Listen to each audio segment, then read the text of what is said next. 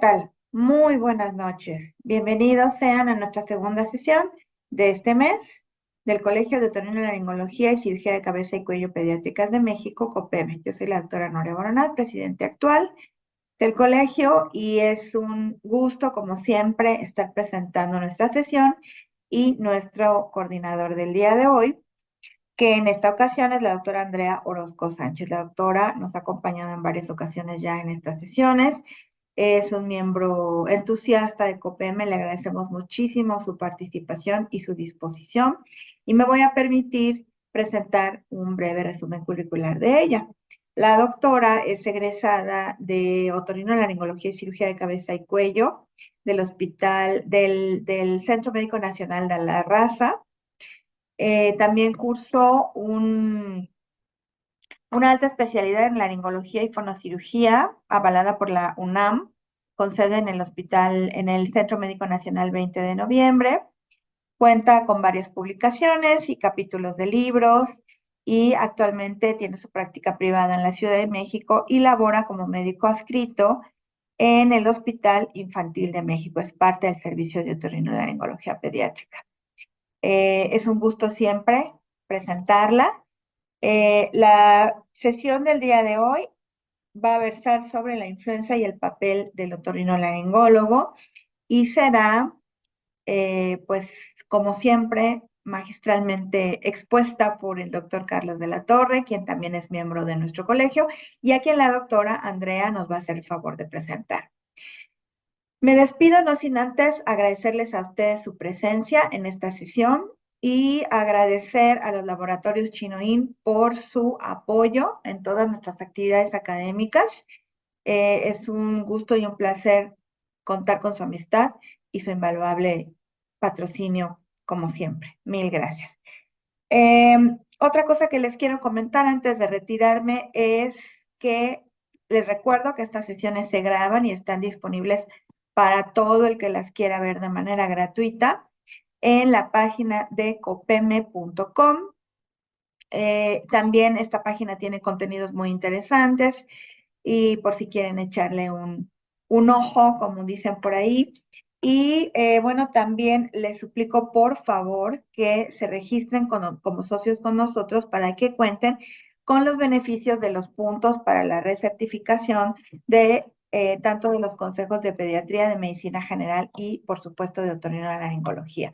Los interesados, favor de mandar un correo a ingreso@copeme.mx, y a vuelta de correo les enviaremos los requisitos para la inscripción, que son realmente muy sencillos y serán muy bienvenidos, como lo han sido hasta ahora, hasta nuestras sesiones, pero con la ventaja de que tendrán su constancia para los puntos de la certificación.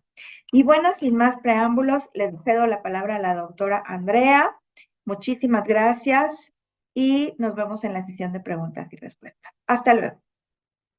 Muchísimas gracias, doctora Boronat. El día de hoy yo tengo el honor de presentar a nuestro ponente de esta noche. Es el doctor Carlos de la Torre González. Él es jefe de servicio de otorrinolaringología pediátrica del Hospital Infantil de México Federico Gómez. A su vez, es profesor titular del posgrado de otorrinolaringología pediátrica por parte de la Universidad Nacional Autónoma de México, miembro titular de la Sociedad Mexicana de Otorrinolaringología, así como de la Academia Mexicana de Pediatría. Esta noche nos estará compartiendo su experiencia con el tema influenza y el papel del otorrinolaringólogo. Les recuerdo también que terminando nuestra charla, si ustedes tienen alguna pregunta o comentario, pueden colocarla en la sección de preguntas y respuestas, y al final estaremos nosotros resolviendo las dudas. Agradezco mucho la participación y sin más, le doy la palabra, doctor, para iniciar esta sesión. Muy buena noche. Hola, es un placer para mí estar nuevamente con ustedes. Agradezco al Colegio de Otorrinolaringología y Cirugía de Cabeza y Cuello Pediátricas de México la oportunidad de poder compartir con ustedes esta sesión. También mi agradecimiento para la doctora Andrea Orozco Sánchez por su presentación y por sus palabras.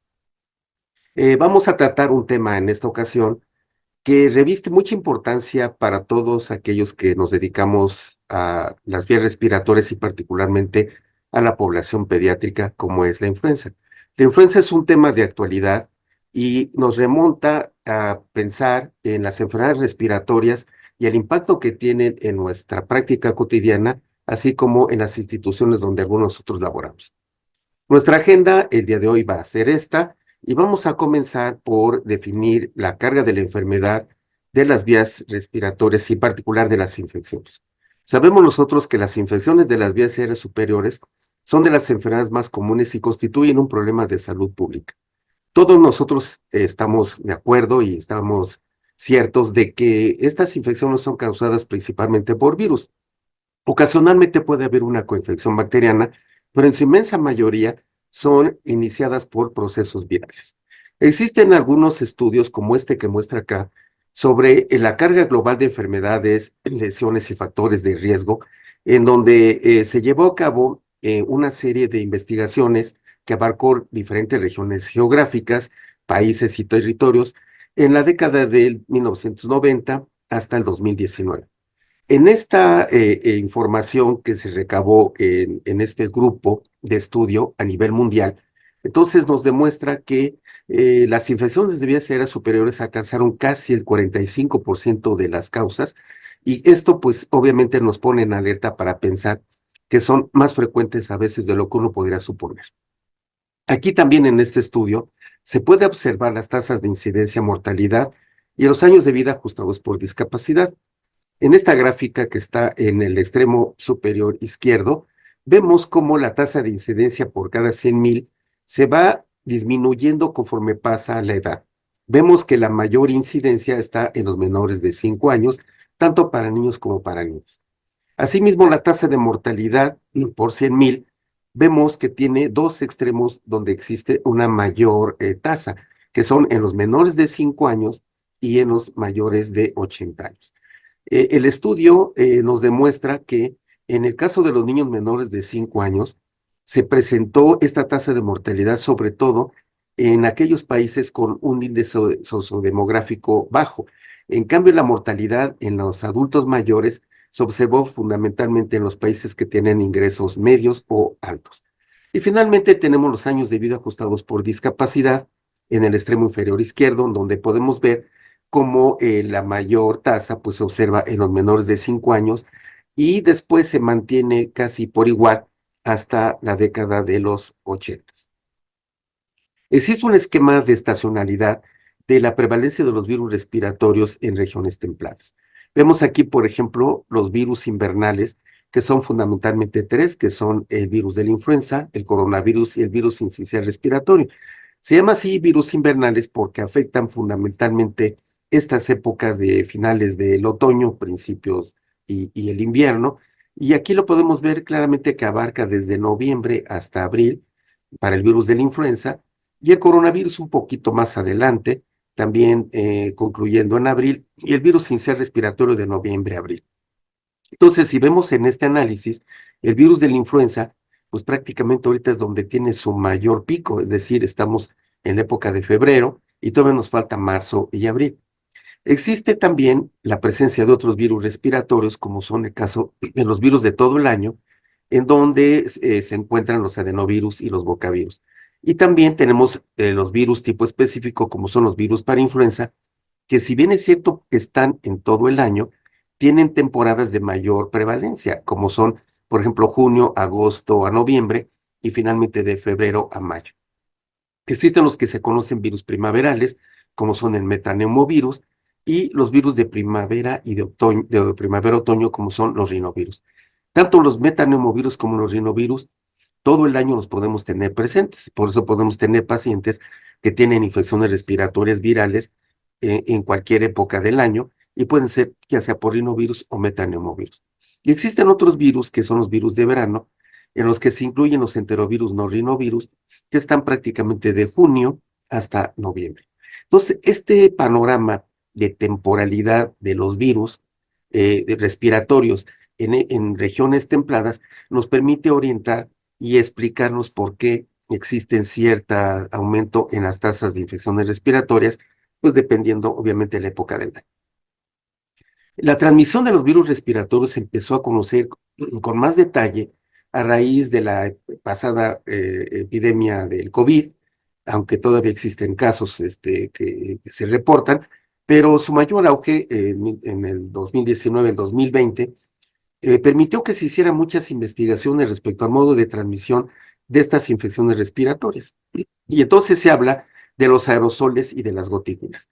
Los aerosoles, por definición, tienen partículas menores de 5 micras o de 5 a 100 micras, y ellas viajan más allá de 1 metro.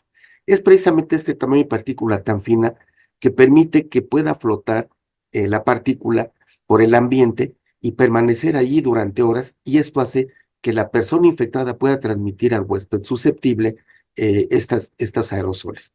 Y tenemos otra forma de transmisión como son las gotas.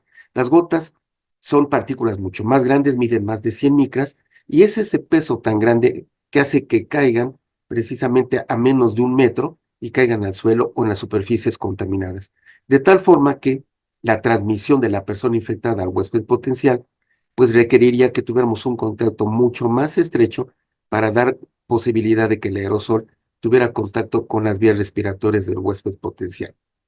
Es así como todos estos avances han permitido saber por qué existen una serie de factores ambientales que hacen que nosotros podamos enfermar o que un huésped pueda ser contagiado en ciertas o determinadas épocas del año. Entonces vemos aquí, por ejemplo, cómo el daño extratorácico y traqueal de las vías respiratorias está fuertemente relacionado con los cambios de temperatura y humedad. Y esto explica por qué a veces los mismos pacientes nos dicen que se exponen a altas temperaturas o incluso a bajas temperaturas y se enferman de las vías respiratorias. Y aquí está la explicación a esto. Las altas temperaturas deterioran o afectan la inmunidad adaptativa y es virus específica. También las bajas temperaturas van a producir una respuesta o una alteración a nivel de antiviral independiente de interferón, de tal forma que estas respuestas antivirales independientes pues son producto de una alteración en la señalización de los interferones que, como todos sabemos, participan en los mecanismos de defensa contra los virus. Y también tenemos lo que viene siendo en la primera línea de defensa, que es el transporte mucociliar. Entonces, el transporte mucociliar va a permitir un aumento en la secreción de mucina de las vías respiratorias, y esto hace que se afecte también el transporte mucociliar, ya sea por alteración en los cilios o bien por el compromiso en la composición del moco. Recordemos que cuando llega una infección viral y el virus se pone en contacto con el epitelio respiratorio, entonces van a ser reconocidos estas partículas virales por unos receptores de reconocimiento de patrones, que son los receptores tipo TOR, que se expresan en la superficie de los epitelios, y estos van a mandar la información hacia las células dendríticas, y estas células dendríticas van a ser activadas para que produzcan ciertas citocinas y que activen células inmunológicamente competentes. También estos receptores tipo TOR también van a permitir entonces que se liberen alarminas y también otro tipo de interferones. Al final de todo esto, entonces estas citocinas que se liberan por todos estos mecanismos van a hacer que las células mucosas que están en el epitelio respiratorio, entonces hagan que la mucina que se encuentra en las células caliciformes se empiece a hidratar y adquiera volúmenes hasta 600 veces más del volumen original, y entonces el moco o la mucina que está en estas células caliciformes, entonces van a pasar al líquido periciliar y de ahí a la capa de moco que cubre el epitelio respiratorio. Esto, obviamente, con el paso del tiempo, va a hacer que exista un estado hipersecretor. Si eso lo conjuntamos con la lesión que produce el virus a nivel de los epitelios, como son la destrucción del mismo o pérdida del funcionamiento ciliar, entonces este transporte mucociliar se va a ver alterado, y esto finalmente va a repercutir en un daño estratorácico o traqueal de las vías respiratorias. Entonces aquí vemos una serie de mecanismos biofísicos, pero también mecanismos inmunológicos que hacen que el paciente entonces adquiera esta enfermedad respiratoria. Y también tenemos un mecanismo que altera las defensas de las mucosas de las vías respiratorias pulmonares, y eso pues es derivado de alteración en la reparación tisular ocasionado por virus, como sucede en el caso del virus de la influenza. Y eso está fuertemente relacionado con una baja de humedad.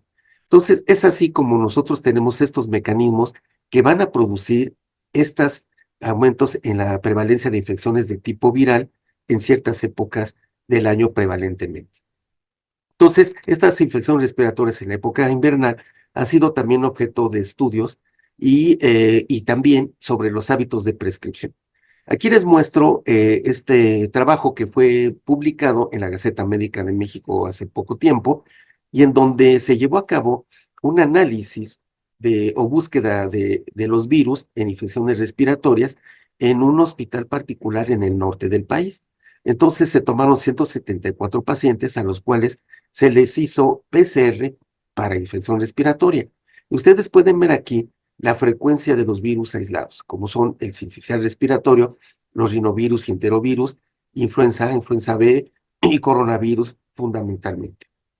¿Cuál es lo importante o una de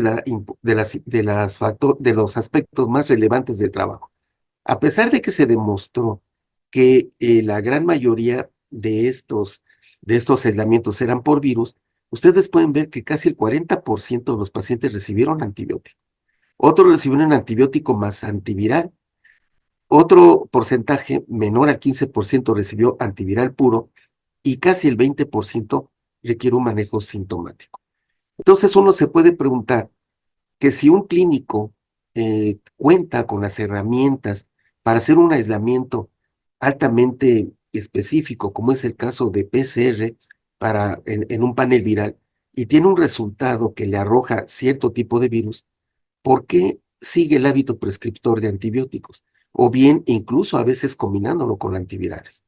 Esta es una pregunta, perdón, que no tiene todavía una respuesta clara.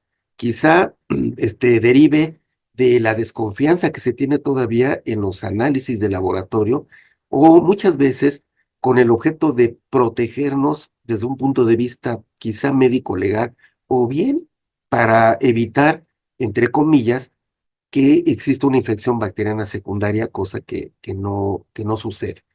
Todos estos factores, a final de cuentas, han llevado a un uso excesivo de antimicrobianos y de patrones de resistencia. Entonces, esto es importante considerarlo para nuestros hábitos prescriptivos. Estamos viviendo una época en donde tenemos al mismo tiempo coinfecciones con varios tipos de virus. Podemos tener virus sincicial respiratorio, con coronavirus, con influenza, y entonces estas coinfecciones complican tanto el diagnóstico como el tratamiento. Y esto ha dado pauta a que incluso existan muchas campañas publicitarias de los gobiernos de los estados a través de sus secretarías de salud, en donde nos hablan de que puede coexistir el COVID con influenza o bien un cuadro gripal con influenza o con COVID y que nos debemos de seguir cuidando. Entonces vamos a hablar específicamente de la influenza y su impacto epidemiológico y vamos a dar cierta información que creo que es relevante para nosotros como otorrinolaringólogos y los médicos que nos dedicamos a ver niños. Vamos a ver aspectos que son fundamentales para entender cuál es el mecanismo fisiopatológico y cuál es el tratamiento racional y las medidas de prevención. Entonces la influenza pues forma parte de estas enfermedades de tipo respiratorio viral que son causadas por el virus de la influenza, como es el caso del virus de la influenza estacional A y B. La influenza tiene varias particularidades porque puede presentarse como casos determinados o bien formar parte de pandemias, epidemias, brotes, o bien algunos casos esporádicos o brotes que estén muy, muy bien localizados. Generalmente, en las regiones templadas, las epidemias se pueden presentar en forma estacional y particularmente en la época de invierno. Se ha visto que las tasas de infección son mucho más altas en los niños y que a medida que aumenta la edad van disminuyendo. Pero algo muy importante es que existe un concepto que se conoce como enfermedad parecida a influenza, que se caracteriza por fiebre, tos y dolor de garganta. Todos nosotros hemos tenido la experiencia propia o a través de nuestros pacientes que nos acuden porque tienen tos, porque tienen fiebre y mucho dolor de garganta. Ellos lo refieren como una sensación de quemazón y esta triada se puede presentar hasta en el 40% de las personas sintomáticas. Pero también algo muy interesante de la influenza es que se puede presentar en sujetos asintomáticos. Y esto varía según las diferentes series de un 14 hasta un 50%. Entonces, esta variabilidad que tiene la influenza representa un reto para el clínico, para su sospecha diagnóstica y, por supuesto, va a incidir en el tratamiento. En este estudio, que es una revisión sistemática, en donde se habla de la carga global de las infecciones respiratorias asociadas con la influenza estacional, que tomó en cuenta a niños menores de 5 años en el 2018. Ahí se reportan casi 1 millón de hospitalizaciones y en esta revisión sistemática se menciona más de 15,000 muertes intrahospitalarias y casi 40,000 muertes causadas por enfermedades agudas respiratorias en todo el mundo. Vean ustedes que la mayoría de las muertes intrahospitalarias por influenza ocurrieron en países de bajos ingresos o medianos ingresos. Entonces, esto nos habla que existe una carga de la enfermedad que es bastante importante y que debemos de tomar en cuenta. Vamos a hablar de los diferentes tipos de virus de la influenza. Se reconocen 4 diferentes tipos, el A, B, C y D. Vamos a eliminar el tipo D, ya que este afecta exclusivamente a animales, se desconoce su participación en humanos, y de esta forma nos quedaríamos con el tipo de virus A, B y C. El A y el B son referidos como virus de la influenza estacional y pueden afectar animales y a humanos. El virus de la influenza tipo B afecta únicamente a humanos y los síntomas van a variar de leves a severos, como vamos a ver más adelante.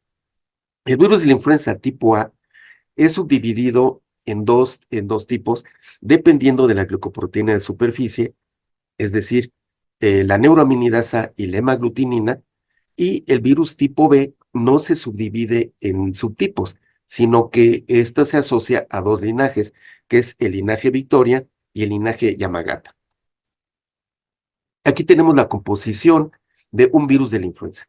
El virus de la influenza pertenece a la familia Orthomyxoviridae y, como mencionábamos, tiene 3 tipos, A, B y C, y son virus de ARN. El virus particularmente de la influenza, entonces, tiene estos subtipos dependiendo de la hemaglutinina y de la neuroaminidasa que se pueden combinar. Y así vemos que tenemos 18 subtipos de hemaglutinina, 11 de neuroaminidasa y tenemos 200 potenciales combinaciones. Por su parte, tenemos entonces el virus de influenza B, con sus linajes Yamagata y Victoria, y vemos claramente el papel que juegan la hemaglutinina y la neuroaminidasa. La hemaglutinina permite el ingreso de las partículas virales y la neuroaminidasa participa en la liberación de esas partículas virales de las células infectadas.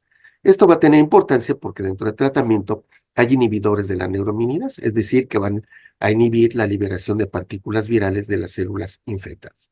Entonces, ya con este panorama, vamos a ver que el virus de la influenza se mantiene en la naturaleza gracias a las aves.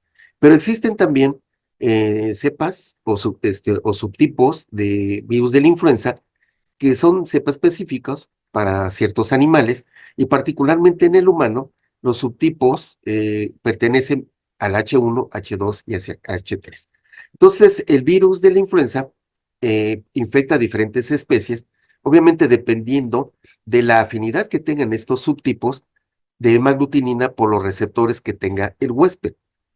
De esta forma es así como se van a mantener en la naturaleza y van a poder infectar a diversas especies y dentro de ellas al ser humano. Los virus de la influenza estacional A y B muestran una evolución a través del tiempo que permite que se escapen de nuestro mecanismo de defensa o nuestra inmunidad moral. Los virus han desarrollado una inteligencia que permiten hacerse resistentes ante las conductas humanas o ante los tratamientos que el hombre pueda tener para ellos. Entonces, en el caso, por ejemplo, de lo que se conoce como el drift antigénico, existe una serie de modificaciones en los aminoácidos que van a codificar los epítopos de la hemaglutinina y la neuroaminidasa que van a permitir que el virus no sea reconocido por nuestros mecanismos de defensa, como en este caso serían los anticuerpos, que el sujeto tiene porque tuvo una experiencia previa con influenza o bien que está vacunado. Esa es la razón por la cual pacientes que nos dicen, es que yo me vacuné y sin embargo me volví a enfermar o me enfermé. ¿Por qué? Pues sí, precisamente porque pueden haber en ocasiones estos drift antigénicos en donde hay un cambio antigénico que hace que el virus escape a estos mecanismos de defensa. En algunas situaciones, por ejemplo en pandemias, puede haber lo que se conoce como shift antigénico, es decir, alteraciones en la composición antigénica del virus que permiten que se cree un nuevo virus que contiene una hemaglutinina que es no solamente antigénica, sino genéticamente diferente a la del virus que circula normalmente en estacional de tipo A. Es decir, se crea un virus de nuevo y por lo tanto típicamente no va a haber inmunidad o esta inmunidad es muy limitada. Entonces existen estos mecanismos que el virus le permiten defenderse de nuestras defensas o bien de las opciones terapéuticas que nosotros podamos tener. Aquí vemos un resumen de lo que vendría siendo el drift y el shift. El shift, como su nombre indica, es un cambio abrupto y sustancial con un nuevo subtipo, es decir, se crea un virus de nuevo, que es diferente al que circula normalmente en la población. Y el drift, pues son cambios graduales que se van presentando con ciertas mutaciones que van a permitir que esta maglutinina y esta neuraminidasa entonces cambien y de esta manera estos cambios que se producen van a favorecer a que el virus escape de estos mecanismos de defensa ante, pues, precisamente de la inmunidad del huésped, ya sea por vacuna o por infección previa. Existe una información muy detallada que se presenta en forma semanal a través de la CDC de los Estados Unidos. Y ustedes pueden ver aquí las pruebas positivas de la influenza reportadas por laboratorios clínicos en el 2023-2024 y vemos los años y las semanas. Y vemos claramente un mayor número de aislamientos que se presentaron en la semana 50 a la 52 y después una disminución de las mismas. Vemos aquí en verde el virus de la influenza B, en amarillo el virus de influenza A, y vemos el porcentaje de positivos en la línea punteada de influenza A y en la línea amarilla y en la línea puntada verde vemos el porcentaje de positivos de influenza B. Entonces vemos claramente cómo en la semana 50-52, es decir, en la época invernal, es cuando empieza a haber un mayor datos de aislamiento, tanto de virus A como de virus de influenza B. Y cuando se utilizan también laboratorios de salud pública, vemos nuevamente los especímenes positivos, tanto en la semana 40, 42, 50, 52, y abarcando el año 2023 y 2024. Y nuevamente vemos la mayor tasa reportada en la semana 50 a la semana 52, incluso aquí abarca al principio de las primeras semanas del 2024. Y vemos el desglose de los aislamientos. Aquí vemos, por ejemplo, el virus de influenza A, H1N1, que lo tenemos aquí en naranja. Después tenemos en rojo el virus de influenza A, H3N2. Después tenemos el linaje en verde, el linaje en verde más claro, Victoria, y en este verde más oscuro, el linaje B, Yamagata. Asimismo, en esta misma fuente de información, vemos esta encuesta de número de hospitalizaciones y también las admisiones a la unidad de cuidados intensivos por semana. Y nuevamente tenemos 23, 2024 y pues la semana 51, 52 y concuerda con los aislamientos virales, es decir, la época invernal, la semana 51, 52 y principios de las semanas de 2020, de las semanas del 2024, pues son las que tienen la mayor tasa tanto de admisiones en general y de la unidad de cuidados intensivos. Hablemos del cuadro clínico y el diagnóstico. Y algo que nosotros siempre nos preguntamos y los pacientes nos los dicen: ¿tengo gripe o tengo influenza? Es decir, ¿cómo yo puedo distinguir una gripe de una influenza? Y bueno, pues algo que es importante señalar es que la influenza no es solamente un resfriado común. Aquí podemos ver que el periodo de incubación para la influenza tipo A es habitualmente de 1 a 4 días y para la tipo B es de 0 a 6 días. Vemos la carga viral que se muestra aquí en la línea azul, empatada con la curva febril. Y vemos claramente cómo a partir del primer día empieza a aumentar la carga viral para alcanzar su máximo en el cuarto o quinto día y disminuir hasta el día 7. Esto va de la mano con un aumento en la temperatura, de tal forma que cuando baja la carga viral, pues también disminuye la temperatura. Entonces, los días críticos, pues como podemos ver, es del día 3 al día 5, tanto para la carga viral como la curva febril. Y asimismo tenemos la sintomatología que se ha mostrado en diferentes publicaciones, como son el dolor faríngeo, la cefalea, tos, coriza, malestar general. Y esto, pues, va de la mano con el aumento de la temperatura y aumento de la carga viral. Prácticamente a partir del día 7, estos síntomas desaparecen, aunque ya empiezan a dar indicios de que se puedan presentar alguna de las complicaciones. Aquí pues, lo podemos ver también en este otro cuadro, como el curso clínico de la influenza no complicada es de aproximadamente 5 o 8 días. Es lo que podríamos esperar de duración. Vemos entonces el periodo latente, que de 1 a 4 días, particularmente para la influenza tipo A. El individuo se infecta y este periodo de infección es cuando ocurre con los síntomas muy abruptos. Vemos entonces los altos títulos o los picos de virus, es decir, la carga viral. El sujeto se vuelve altamente infeccioso. Esto va de la mano con este cortejo sintomático que se manifiesta entre los primeros 3 a 5 días, para que finalmente, después de 8 días, el paciente ya esté recuperado. El potencial de complicaciones entonces se puede ver prácticamente desde el quinto o séptimo día en adelante. Entonces, algo que complica a veces el cuadro clínico es la superposición de síntomas en lo que se conoce como coinfecciones. Entonces, pueden existir casos en donde coexistan la influenza con otros patógenos respiratorios, como puede ser el COVID, o como puede ser rinovirus, como puede ser sincicial respiratorio. Y esto hace que el cuadro clínico sea prácticamente inespecífico para llegar a un diagnóstico etiológico, de tal forma que el cuadro clínico puede variar desde una infección asintomática hasta formas leves, moderadas o incluso graves que meriten hospitalización y, por qué no decirlo, incluso la muerte. En algunos trabajos o tablas que tratan de simplificar esta información, tratan de poner a la fiebre como uno de los parámetros diferenciadores de alguna etiología. Y la verdad es de que la fiebre puede o no existir en el caso de la influenza.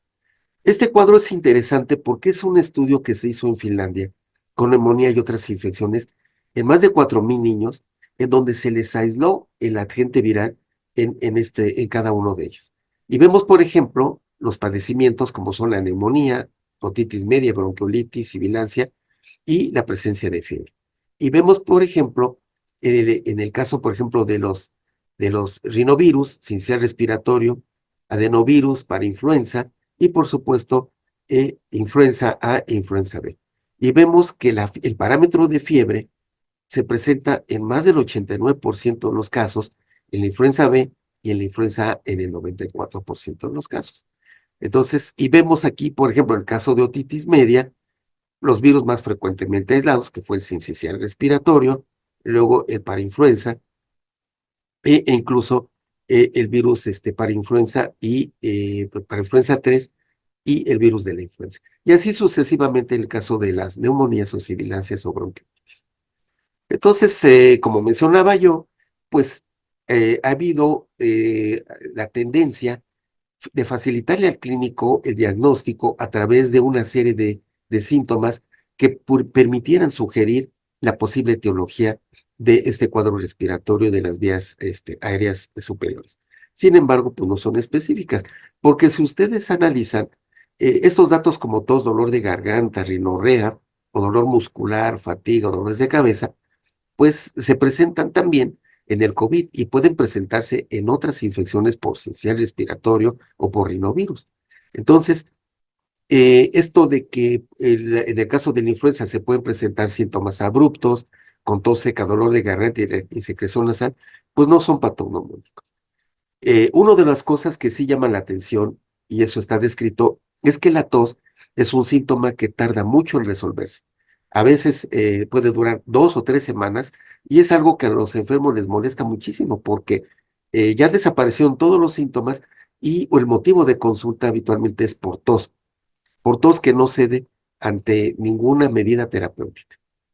Aquí vemos otra tabla que trata de diferenciar ya no COVID de influenza, sino COVID con un resfriado común.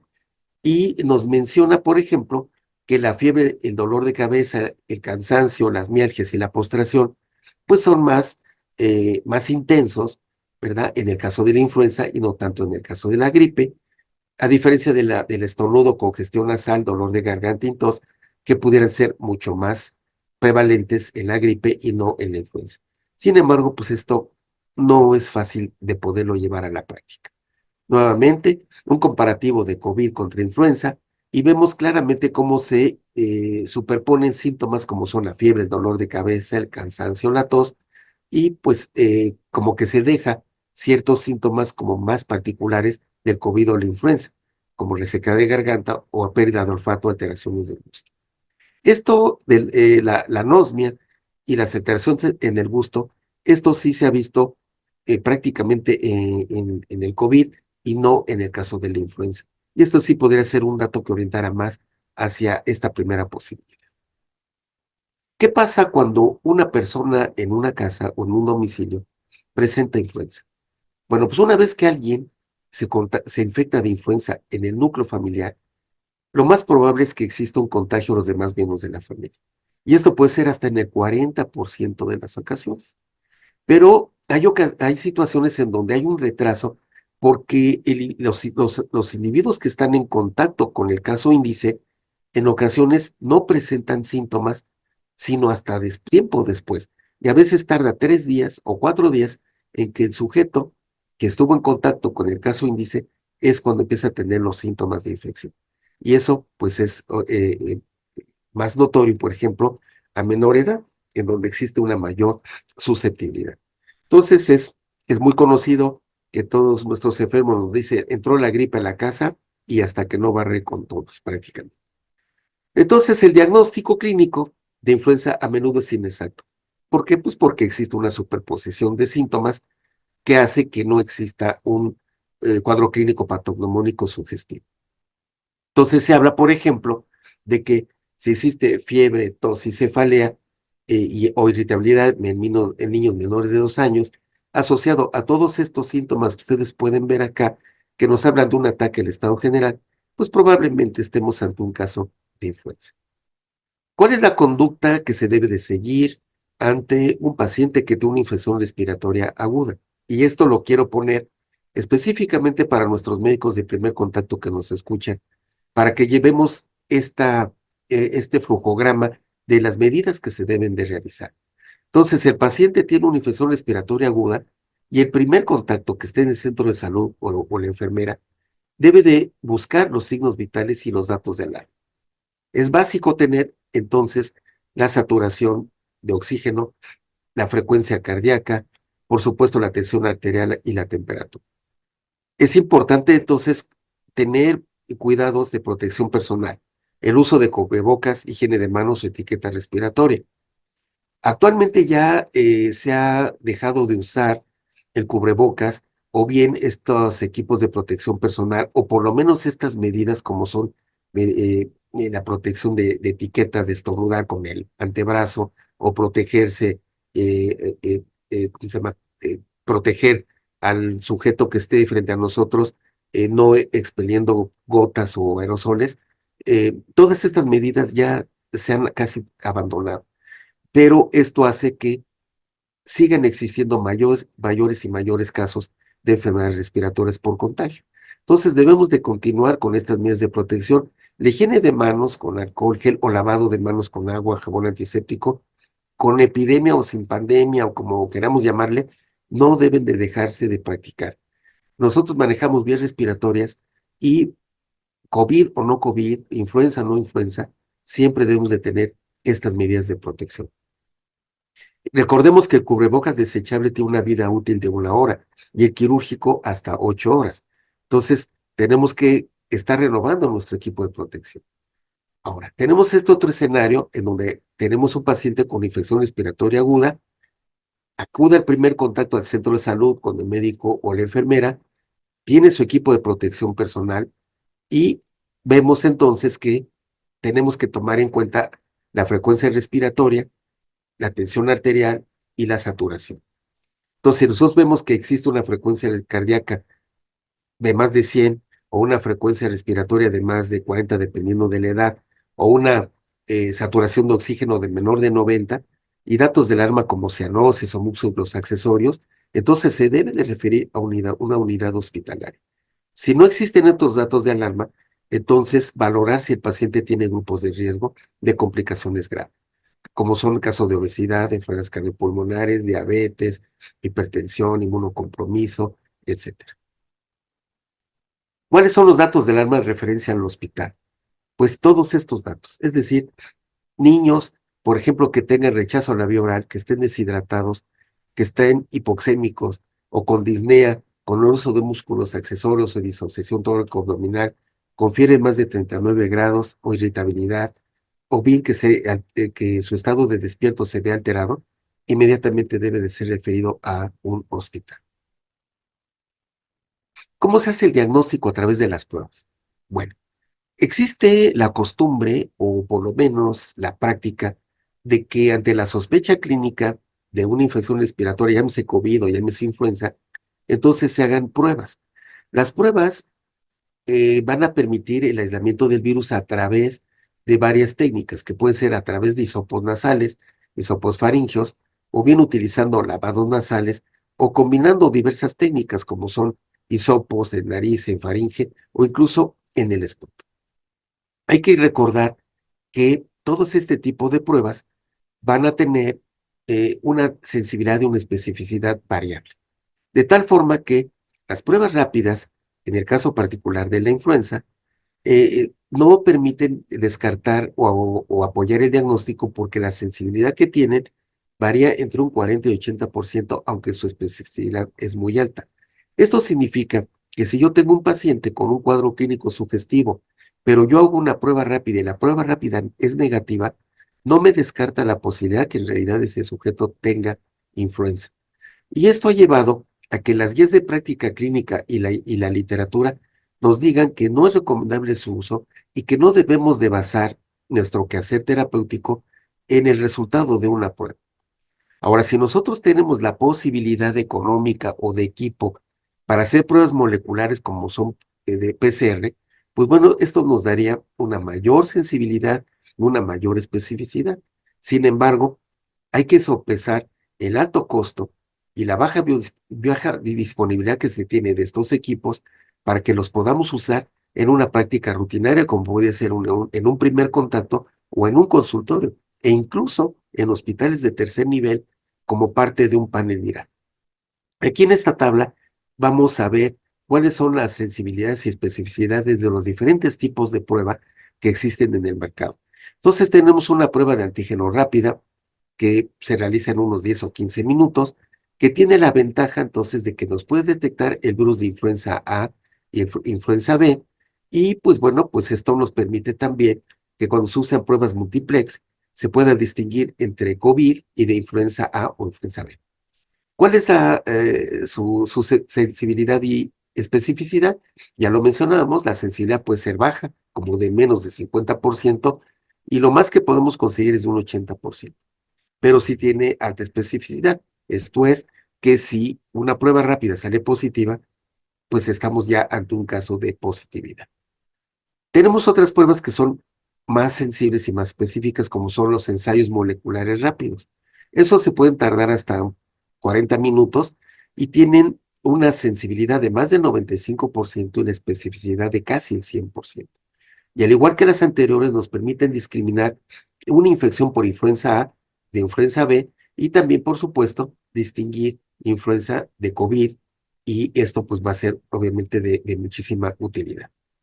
Existe también el ensayo molecular que tiene una duración de prácticamente 45 minutos hasta 1 hora y media, e incluso se habla hasta de 4 o 6 horas en algunos ensayos de laboratorios clínicos, y vean que tiene igual que el anterior de ensayo molecular rápido, una sensibilidad de más de 95 y especificidad de más del 99%. Nuevamente puede detectar influenza A de influenza B, y también pues, nos puede discriminar entre SARS-CoV-2 y influenza A y B, y pues esto nos permite, vamos, en una misma toma, pues saber distinguir este tipo de virus en un solo paciente. ¿Cuál es la desventaja? Pues la desventaja es que se requiere de laboratorios clínicos que estén certificados y pues por personal calificado. Obviamente, pues esto va implícito en el costo. No es fácil de que podamos disponer en un medio particular o incluso en hospitales de este tipo de tecnología. Entonces, pues bueno, esto nos debe de hacer pensar que no es absolutamente indispensable contar con una prueba rápida para poder llevar a cabo un tratamiento. En hospitales de tercer nivel, bueno, pues se dispone de los paneles virales que están indicados en aquellos pacientes que en realidad lo requieren, es decir, el costo y el tiempo que se tarda en reportarse un panel viral, pues deben de ser considerados con casos muy, muy bien seleccionados y muy específicos. Hablando específicamente del tratamiento, ¿cuándo se debe de llevar a cabo el manejo? El manejo de un paciente que sospecha influenza se debe de hacer inmediatamente una vez que pensamos que puede ser influenza. No debemos de retrasar el tratamiento en aras de estar confirmando el diagnóstico por laboratorio. ¿Por qué? Esto tiene una explicación, porque el tratamiento tiene mayor beneficio cuando se lleva a cabo en las primeras horas de iniciado los síntomas clínicos. Entonces, si nosotros estamos esperando un reporte de laboratorio, estamos perdiendo un tiempo muy importante que va a incidir en el pronóstico de este paciente. Por eso, si tenemos la sospecha clínica, inmediatamente debemos de iniciar el tratamiento. ¿Con qué? Pues con antivirales que nos cubran virus de influenza A y B. Y para ello, pues vamos a tener inhibidores de neuraminidasa, inhibidores de endonucleasa. Entonces, ¿cuáles son las recomendaciones para tratamiento empírico? En todos aquellos pacientes que tienen situaciones muy particulares, como son, por ejemplo, pacientes graves o pacientes que están desarrollando su enfermedad de forma progresiva. Son pacientes que nos llegan y nos dicen, ayer empecé y yo siento que cada vez estoy peor, estoy empeorando, y llegan a un estado a veces de gravedad. Pacientes de alto riesgo, como son, por ejemplo, pacientes de la tercera edad, pacientes con obesidad, enfermedades cardiopulmonares, inmunocompromiso, hipertensos, etcétera. O bien, en general, todo paciente que está hospitalizado y que tiene sospecha de influenza. Por práctica, pues se puede solicitar algún estudio de aislamiento del virus, pero eso no debe de ser una condición para que nosotros retardemos nuestro tratamiento.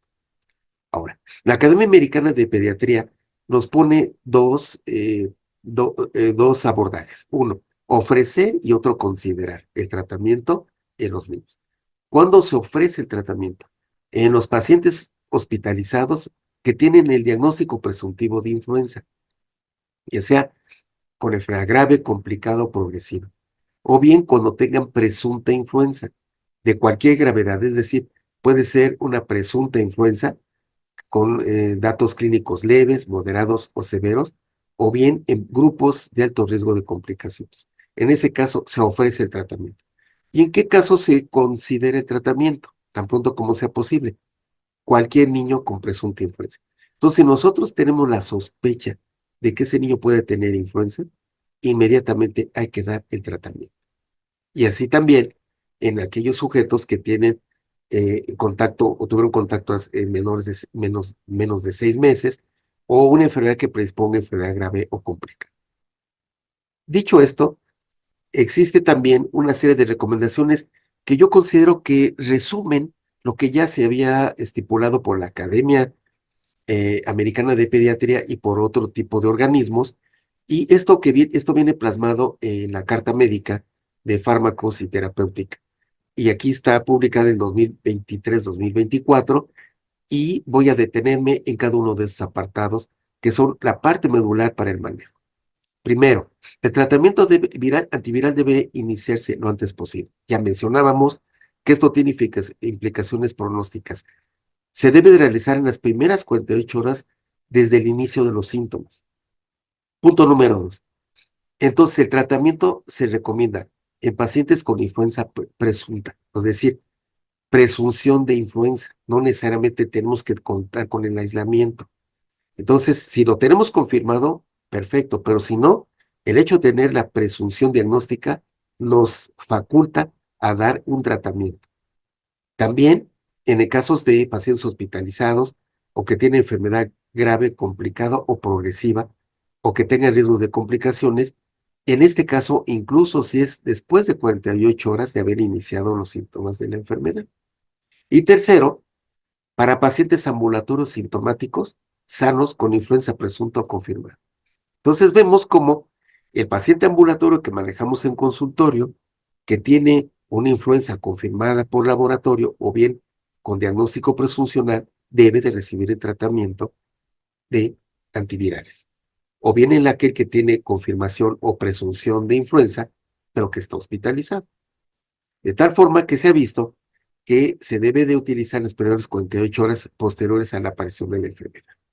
Entonces ya vimos qué pacientes son los que se deben de manejar, cuáles son los candidatos a recibir el manejo antiviral. Pero la pregunta aquí es, ¿cuáles son los mejores antivirales para estos casos? Bueno, existen dos grandes grupos, el grupo de inhibidores de la neuraminidasa y los inhibidores de endonucleasa capdependiente. Los inhibidores de neuraminidasa incluyen el oseltamivir, el peramivir, el zanamivir y el laninavir. Y los inhibidores de endonucleasa capdependiente, el valoxavir. Aquí vemos esta tabla gráfica comparativa en donde se pueden ver los diferentes antivirales que se han utilizado para el manejo de la influenza. Cada uno de los círculos representa el número de estudios que se consideraron para poder hacer un comparativo entre las diferentes opciones terapéuticas antivirales en cuanto a la duración de los síntomas y las complicaciones.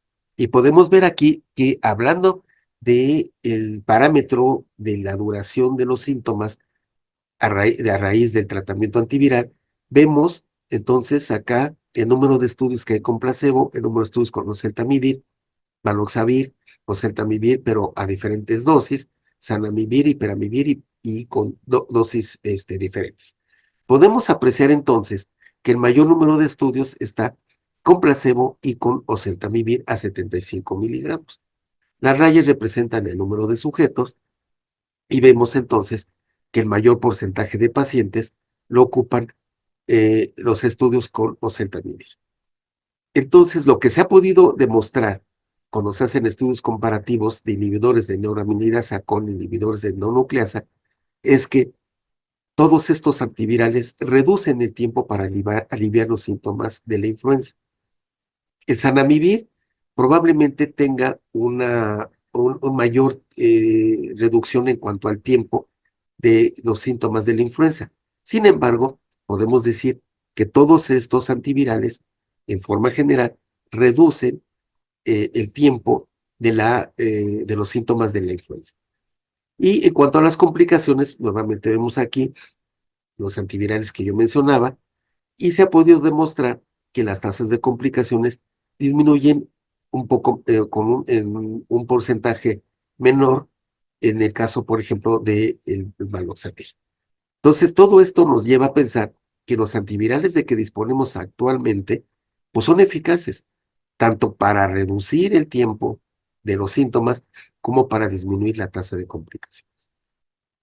Hablando particularmente de cuáles son los antivirales que más se utilizan a nivel mundial y en donde existen más estudios, pues ya mencionábamos el mayor número de estudios, mayor número de pacientes, corresponde al oseltamivir. El oseltamivir es un inhibidor de neuraminidasa que es el más prescrito a nivel mundial. Existen metaanálisis, revisiones sistemáticas con oseltamivir y en donde se demuestra que su indicación o aplicación dentro de los primeros 2 días de iniciados los síntomas, entonces va a reducir el tiempo de la enfermedad aproximadamente en 18 horas cuando se compara con placebo, esto en población pediátrica. Por su parte, en los adultos, cuando el oseltamivir se utiliza en las primeras 36 o 48 horas, después del inicio de los síntomas, entonces se reduce el tiempo en 25 horas, a diferencia de los niños que es en 18 horas. También se reduce en casi 45% el riesgo de complicaciones respiratorias y se reduce el riesgo de ingreso hospitalario por cualquier causa en casi un 65-70% cuando se compara con placebo. Entonces, el beneficio que nos brinda el oseltamivir, este inhibidor de neuraminidasa, es indudable. Cuando se utiliza en forma oportuna en las primeras 48 o 36 horas, el impacto que va a tener, no solamente en la mejoría clínica, sino también en las hospitalizaciones, en las complicaciones y en el alivio de los síntomas, va a ser evidente. Y así vemos, por ejemplo, que en el caso de los niños, la Academia Americana de Pediatría nos da ciertos criterios para iniciar oseltamivir y pone nuevamente menos de 48 horas de evolución en un paciente ambulatorio. Si es un paciente hospitalizado, menos de 96 horas de evolución.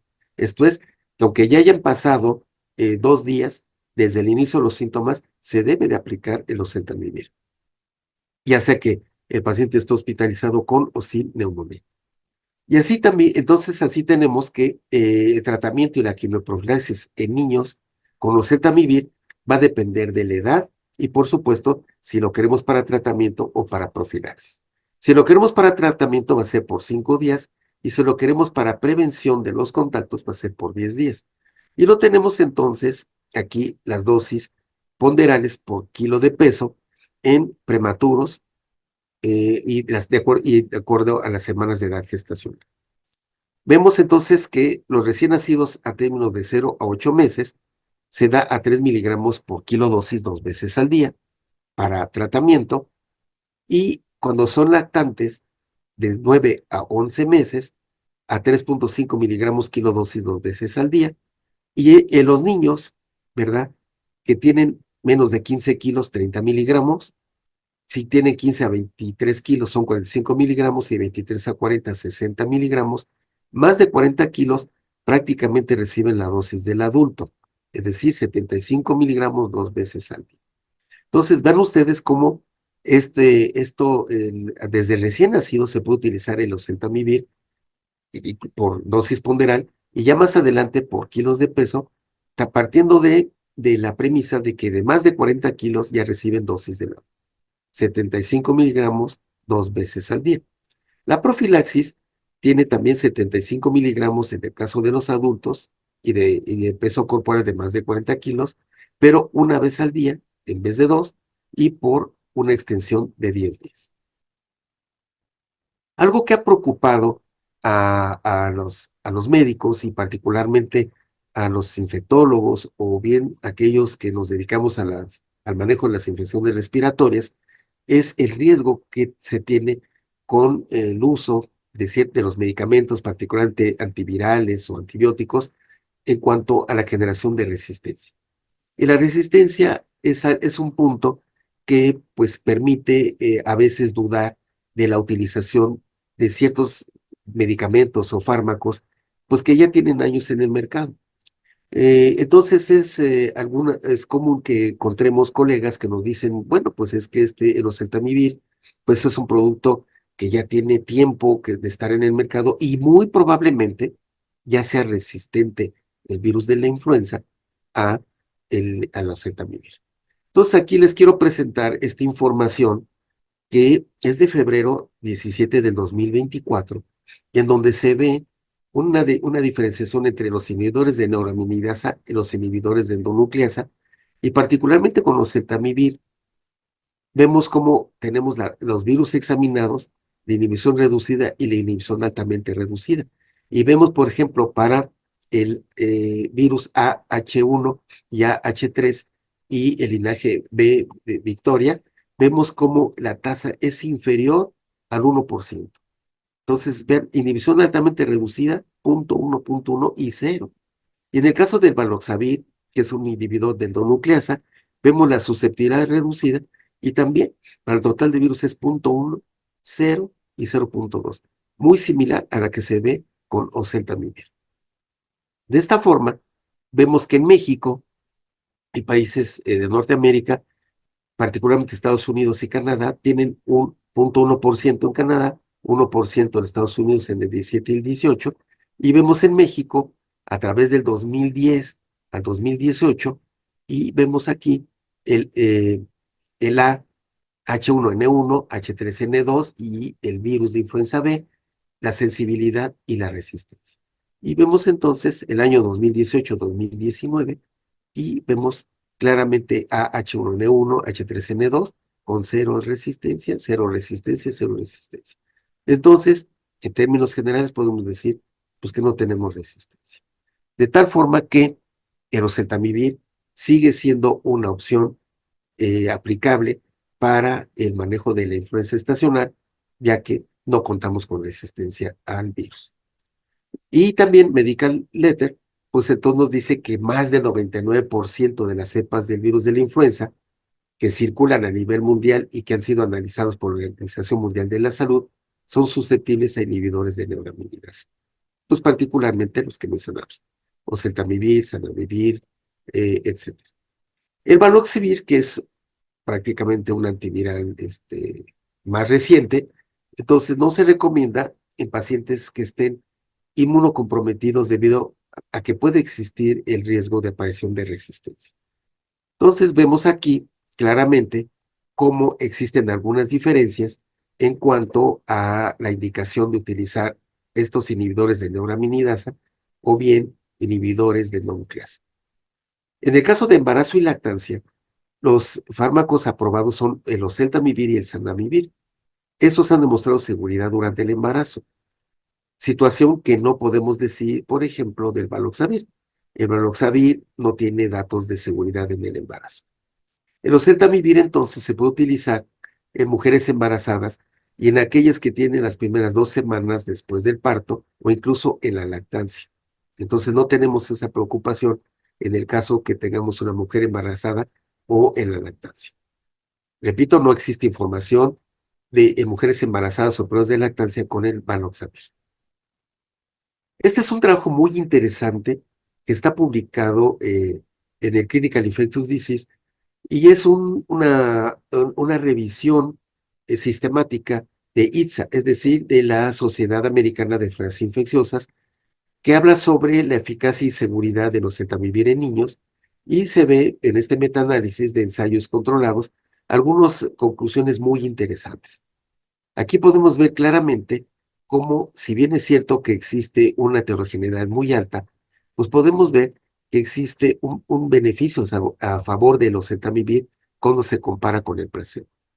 Y se pudo observar entonces lo que ya se conocía, que hay una reducción en la duración de los síntomas de la enfermedad en 18 horas en los niños que reciben un tratamiento rápido y oportuno en oseltamivir cuando se compara con el placebo.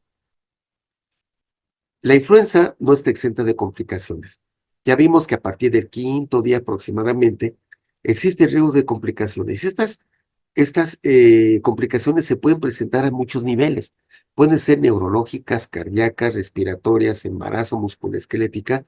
Y podemos ver que a nivel de neurológicas puede haber crisis convulsivas o síndrome de Reye, pero también puede haber datos de pericarditis o miocarditis. Y en el caso de las complicaciones respiratorias, fundamentalmente la neumonía es lo que nos preocupa y la otitis media aguda en el caso de los pacientes ambulatorios. También se puede haber complicaciones a nivel del embarazo, con incremento de complicaciones maternas, riesgos de prematurez, etc. Aquí les muestro un metaanálisis de los efectos que tiene el oseltamivir en el desarrollo de complicaciones en uno de los padecimientos que más nos preocupan, como es la otitis media, y también en el caso de las neumonías. Particularmente en la otitis media, el tratamiento precoz y oportuno con oseltamivir para la influenza, entonces va a tener una importancia y una repercusión favorable que es muy significativa. Vemos en este forest plot que si bien es cierto que tiene una heterogeneidad de un 0%, toda el resumen o la suma del efecto favorece el oseltamivir. La conclusión a la que se llega con esta revisión sistemática con metaanálisis es que el tratamiento con oseltamivir en las primeras 48 horas de aplicado reduce el riesgo de otitis media.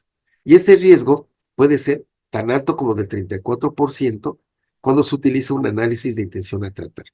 Entonces, esto, pues, obviamente, pues, nos pone contentos porque no solamente acorta el curso de la enfermedad, sino que vamos a prevenir una de las complicaciones más importantes y temidas en el caso particular de los niños, como la otitis media. Pero no solamente es la otitis, sino también el impacto que se tiene en la neumonía y la mortalidad derivada de la misma. Y aquí tenemos entonces este análisis de un estudio observacional que se llevó a cabo en España, en donde pues, ustedes pueden ver cómo el tratamiento temprano con oseltamivir mejora la sobrevida en sujetos clínicamente enfermos con neumonía por influenza. Aquí el objetivo primario del estudio fue evaluar la asociación que existe entre un tratamiento precoz con oseltamivir y la mortalidad que se tenía en la unidad de cuidados intensivos en comparación con dar un tratamiento posterior. Y también el objetivo secundario fue comparar la duración de la ventilación mecánica y la estancia en la unidad de cuidados intensivos neonatales entre los grupos de tratamiento tanto temprano como tardía. Este estudio se realizó entonces del 2009 al 2018 y entonces se trató de ver si el tratamiento temprano con el oseltamivir mejoraba la supervivencia de los pacientes críticos con neumonía por influenza. Este es el desarrollo del estudio. Entonces vemos que hubo más de 4,000 pacientes con influenza en estado crítico y de ahí se incluyeron pacientes críticos con neumonía por influenza, que fueron más de 2,000. A unos se les dio un tratamiento precoz con oseltamivir y a otros se les dio un tratamiento tardío con oseltamivir. El diagrama de flujo del estudio, entonces vemos que todos los pacientes estaban en las unidades de cuidados intensivos y el grupo de tratamiento temprano abarcaba aquellos pacientes que recibieron el oseltamivir en los primeros 2 días de la enfermedad y el grupo de tratamiento tardío, aquellos que recibieron el antiviral después de 2 días del inicio de la enfermedad. Aquí podemos ver este análisis de regresión logística multivariada y vemos la significancia estadística que se tenía en cuanto a la mortalidad de acuerdo a la presencia de infiltrados pulmonares, el tratamiento con corticoides, la neumonía asociada al ventilador, la falla renal aguda, inmunosupresión y la ventilación mecánica. Y vemos aquí cómo el tratamiento temprano con oseltamivir entonces pareció de beneficio en el estudio, donde se puede apreciar la tendencia que existió a disminuir la mortalidad por neumonía derivada de la influenza. Entonces, aquellos sujetos críticamente enfermos que tenían influenza y que se había complicado con neumonía, mejoraron su sobrevida con el tratamiento temprano con oseltamivir versus el tratamiento tardío. Y aquí podemos ver muy impactante, de forma muy impactante, lo que publica la CDC en cuanto a las condiciones encontradas en las defunciones por influenza en el 18 y 19. Y podemos ver entonces claramente qué es lo que se encontró en los sujetos que fallecían por influenza y cuáles eran los factores que llevaban a estos fallecimientos. Y vemos en más del 90% la ausencia de vacunación y la presencia de comorbilidades. Entonces, el no estar vacunado y tener comorbilidades conlleva un alto riesgo de mortalidad. Acto seguido, pues tenemos la atención tardía y, por supuesto, la ausencia de un tratamiento antiviral. Entonces, si tenemos un paciente en donde no le damos el tratamiento antiviral, ya sea porque no tenemos la sospecha clínica o bien porque no tenemos manera de aislar el virus o porque no hacemos caso al aislamiento, aunque lo tengamos, o porque no tenemos ese índice de sospecha de presunción de la enfermedad y evitamos o no damos el tratamiento antiviral y eso en un sujeto no vacunado o que tiene comorbilidades, pues va a tener, por ende, una alta tasa o de riesgo de mortalidad. Finalmente vamos a hablar algo sobre la vacunación. La vacunación que se utiliza actualmente es una vacuna tetravalente tipo A y B de suspensión inyectable. Aquí viene la composición: virus de influenza A, H1N1, virus de influenza A, H3N2, influenza B, y aquí vienen, pues, obviamente, las cepas y la composición. Esta es la actualización a las recomendaciones de vacunación contra la influenza, de acuerdo a CIP, para la temporada 23-24. Tenemos estos tipos de vacunas: las vacunas de cultivo en proteína de huevo y las vacunas recombinantes o de cultivo celular. Este está actualizado, este virus similar a la Victoria, y tiene las otras tres cepas: son de virus similar a Darwin, virus similar B Austria y virus similar B Phuket, con el linaje B Yamagata y también el linaje B Victoria. Y las vacunas recombinantes o cultivo celular con la actualización del virus similar a Wisconsin, y tenemos entonces el virus similar a Darwin, B Austria y B Phuket también, incluyendo el linaje B Victoria y el linaje B Yamagata. Algo muy importante, que aunque estas vacunas sean hechas en cultivo de proteínas de huevo, entonces pueden aplicarse a las personas que tienen alergia al huevo. A ellas se les puede dar cualquier vacuna, aunque se haya hecho en cultivo en proteína de huevo. ¿Cuáles son los beneficios de la vacunación? Así como hablamos de los beneficios de un tratamiento oportuno con el oseltamivir, pues también la vacunación da beneficios. ¿Por qué? Porque reduce la gravedad de la enfermedad. Y algo muy importante de explicar a los pacientes: cuando nos preguntan, ¿una persona vacunada se puede enfermar de influenza? Sí, por supuesto.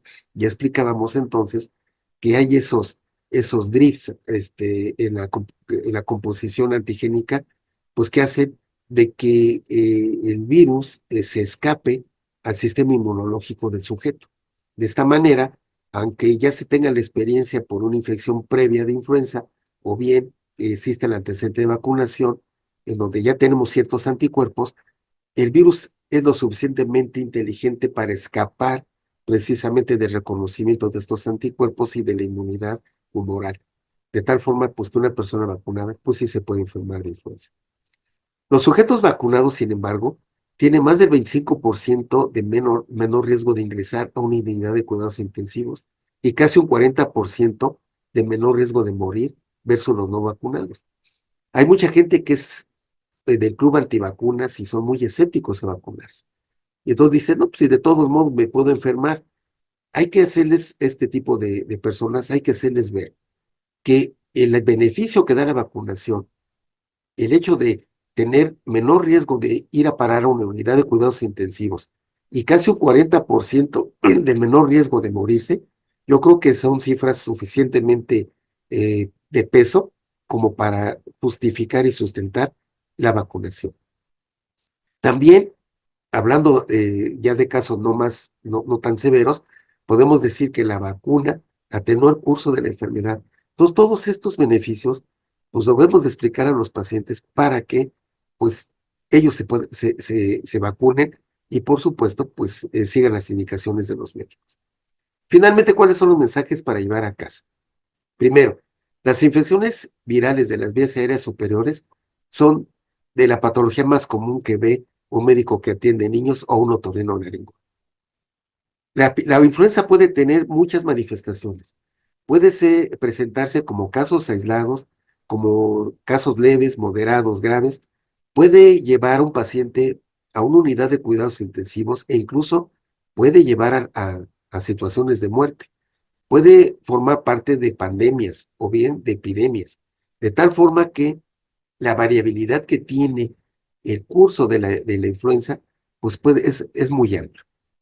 Los síntomas por sí mismos no son patognomónicos de la enfermedad. No es posible con síntomas clínicos poder diferenciar lo que podría ser COVID, lo que puede ser influenza, lo que puede ser incluso una gripe, porque ya vimos que la influenza puede adoptar muchas caras y puede ser incluso similar a otras patologías virales de las vías aéreas superiores. Incluso puede haber coinfección con otros virus. Puede haber rinovirus con influenza, puede haber COVID con influenza, metapneumovirus con influenza, etc. El espectro clínico hace que el diagnóstico con bases en la clínica sea prácticamente imposible, porque el espectro clínico, como ya dijimos, puede variar. Y el parámetro de fiebre no es un parámetro confiable para poder discriminar una infección por influenza de otras infecciones virales de las vías aéreas superiores, ¿verdad? Incluso eh, puede haber datos de complicaciones que puedan estar asociadas a otro tipo de virus. Entonces, esto hace que el diagnóstico a menudo sea inexacto, y si nosotros pensamos que las pruebas de laboratorio podrían darnos una respuesta a la precisión en el diagnóstico, pues vemos que por lo menos las pruebas rápidas no nos van a dar esa respuesta. Podemos tener casos hasta de un 20 o más por ciento de pruebas rápidas negativas en pacientes que son altamente positivos con el virus de la influenza. Las pruebas altamente específicas y sensibles no están asequibles ni por economía ni por disponibilidad de laboratorios para todas las poblaciones e incluso para todas las instituciones en donde se atienden pacientes con enfermedades respiratorias. Esto nos lleva entonces a que ante la sospecha clínica debemos de emplear un tratamiento inmediato, porque esto va a tener implicaciones pronósticas en cuanto a la duración de la enfermedad y el desarrollo de complicaciones, e incluso a la atención en una unidad de cuidados intensivos e incluso a la mortalidad. Dentro de los antivirales, se ha podido demostrar que los inhibidores de neuraminidasa como Celtamivir son los de elección. Son económicamente accesibles o asequibles, y además de eso, pues tienen la ventaja de que han resistido la prueba del tiempo. No contamos con una resistencia a los mismos, y eso permite que se puedan utilizar pues en una forma muy confiable, ya que las posibilidades de éxito son muchas debido precisamente a esta falta de resistencia. Son productos que cuando se utilizan oportunamente en las primeras 48 horas o las primeras 96 horas en pacientes hospitalizados, entonces nos van a dar una repercusión en cuanto a la sobrevida, en cuanto a la hospitalización de pacientes que están ambulatorios y en la reducción de los días de la enfermedad. También se ha podido observar el impacto que ha tenido en complicaciones muy importantes para el otorrinolaringólogo, como son, por ejemplo, el caso de la otitis media y la mortalidad por neumonía en los pacientes hospitalizados, así como la duración de los internamientos y la ventilación mecánica cuando se utiliza este antiviral en una forma oportuna. Pasando al papel de la prevención, la vacunación también juega un papel muy importante en cuanto a la prevención de complicaciones, estancias en unidades de cuidados intensivos y mortalidad. De tal forma que es justificable utilizar la vacunación en forma rutinaria, tanto en niños como en adultos, y debemos de conocer entonces que esto, si bien es cierto que no nos impide que podamos tener influenza a pesar de estar vacunados, sí los beneficios superan a la posible falla en cuanto a la adquisición de la enfermedad, aunque estemos vacunados. Por eso, la premisa de vacune, vacune, vacune. Siempre insistir en nuestros pacientes que debemos de vacunar porque los beneficios superan a los riesgos que podamos tener con la vacunación. Por mi parte, eso es todo, y estoy a su disposición para preguntas, comentarios o dudas que ustedes quisieran exponer. Muchas gracias.